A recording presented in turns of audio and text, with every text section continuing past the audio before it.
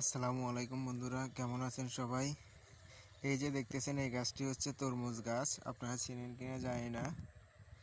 তো আমাদের এলাকায় তরমুজ চাষ হচ্ছে, গত বছর হয়েছিল, এবছরও হচ্ছে। তো আসলাম আজকে, মূল উদ্দেশ্য ছিল আমাদের জমিন ছিল একটা সরিষা ক্ষেতের, ওটা দেখার জন্য। তো এসে দেখতেছি অনেক সুন্দর তরমুজ চাষ হচ্ছে, যে গাছ উঠছে। তাই হেঁটে হেঁটে দেখতেছি, অনেক সুন্দর লাগতেছে, ভালো লাগতেছে।